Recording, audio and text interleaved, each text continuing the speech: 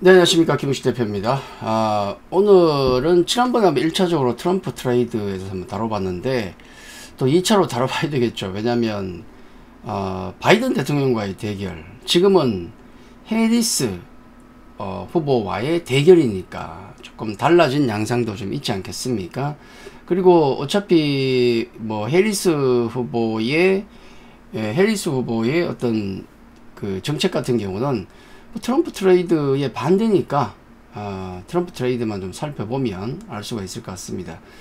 자, 지금 제가 이렇게 방송하는 시간은 그 1차 토론, 이게 마지막이라는 얘기도 있는데 트럼프와 해리스의 토론 시간을 좀 앞둔 시간입니다. 그래서 자, 어떤 걸 우리가 봐야 될지 한번 살펴보겠습니다. 뭐 관련 섹터 이런 수에 뭐 바뀐 건 있는지 좀 보죠. 자, 이렇게 보시면 돼요. 자, 보시면은 트럼프 정책이라고 이제 이쪽에 왼쪽에 나오고 해리스라고 이렇게 오른쪽에 좀 적어놨는데 뭐 내용이 많은 것 같은데 굵직굵직한 건 사실 뭐 비슷합니다. 굵직굵직한 건 조금 비슷해요. 예전하고. 여기 그 트럼프 정책을 보면 가장 확인하게 드러나는 것은 법인세 감면입니다. 기업들을 위해서 지금 21%인 법인세를 뭐 15%까지입니까?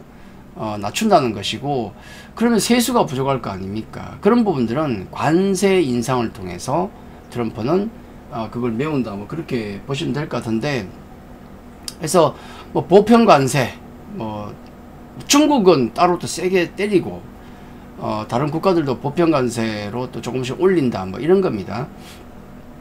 평균 관세율을 10%로 일괄적으로 뭐 올린다. 그 다음에 중국 같은 경우는 뭐 한 60%까지 이상까지도, 아니면 또 100%도 있고 여러 가지 또 세게 때린다, 이런 기조죠. 해서 관세를 인상하고 법인세를 감면한다. 근데 이제 그 해리스 같은 경우는 반대라기보다는 중국에 대한 어떤 견제는 계속하는데 법인세는 오히려 인상 쪽입니다. 그렇지, 약간 다르죠. 그리고 부자 증세도 추진을 계속 하고 있는데, 근데 그건 부자 증세 부분은 조금 후퇴를 했어요. 왜냐하면 지금 표를 인식 안 할 수 없으니까. 그래서 어쨌든 트럼프 정책은 관세 인상, 법인세 감면, 요게 기조고, 해리스 같은 경우는 조금 그 부분에서는 반대죠.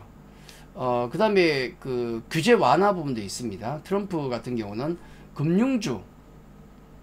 금융주들 보면 뭐 트럼프가 되면 호재다 그렇게 얘기하지 않습니까? 금융 규제 완화, 자, 이런 부분들 있습니다. 그리고 친환경 관련 정책에 있어서도 많이 엇갈리죠. 화석 에너지 관련, 인프라 관련 수혜를 볼 것이다, 그렇게 얘기하는 거고, 아무래도 민주당에서 추진하던 여러가지 친환경 정책 같은 경우는 줄이겠다, 뭐 이런 쪽 아니겠습니까? 근데 다만 트럼프 같은 경우도 표를 생각하지 않을 수가 없기 때문에 전기차 같은 거 타지 말라는 게 아니다. 전기차 타고 내연기관 다 타라. 근데 특별히 거기다가 더 대접할 필요는 없지 않느냐, 뭐 이런 얘기예요. 근데 사실 전기차 같은 경우도 이제는 그런 보조금이 없어지면 문제가 생기든가 뭐 그렇지 않을 수도 있어요. 왜냐하면 차값이 이제는 많이 싸지고 있으니까, 여러 가지 이유 때문에. 그렇죠.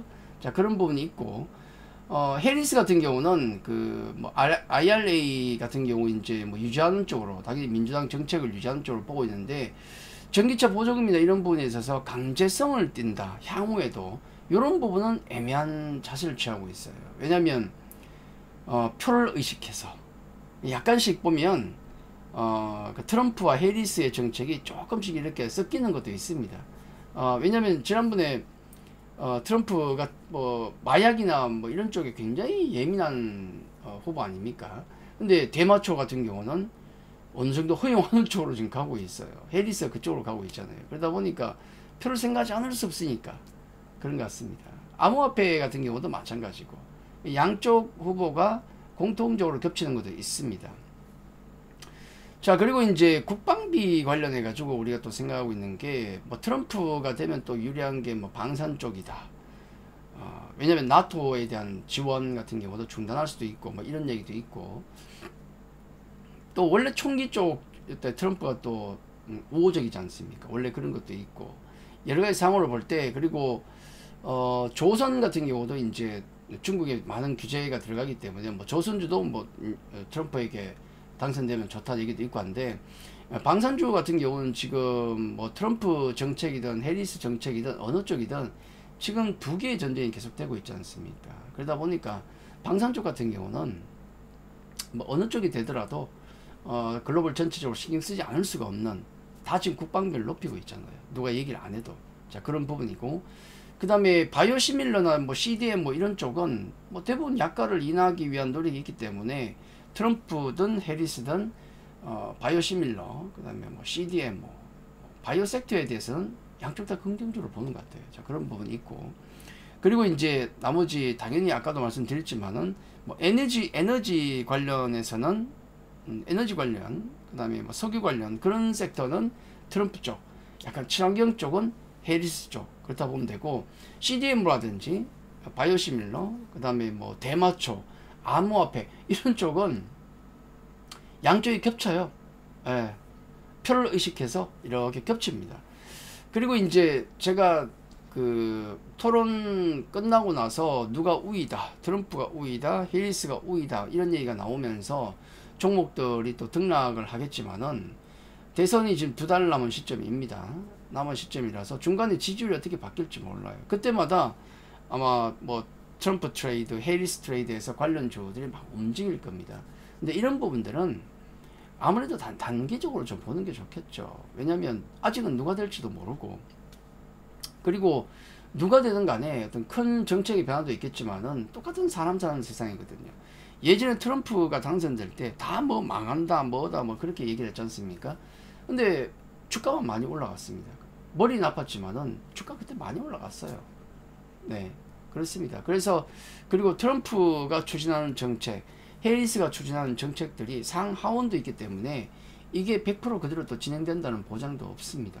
그렇기 때문에 요 관련 어떤 요런 수혜를 볼 수 있는 쪽, 피해를 보는 쪽을 참고하시되 좀 단기적인 트레이드, 왜냐면 또 이벤트가 끝나고 나면 또 셀온도 될 수 있으니까, 그리고 또 11월 대선까지 누가 지지율이 어떻게 바뀔지 모르기 때문에 그런 부분들은 좀 염두에 두시고, 그리고 되도록이면은 어떤 정책 수혜주보다도 누가 들어서더라도 문제가 없는, 아니면 공통적으로 호재가 있는, 아니면 아예 무관한 그런 쪽으로 보고 있는 게 가장 좋지 않을까, 그렇게 말씀을 드리겠습니다.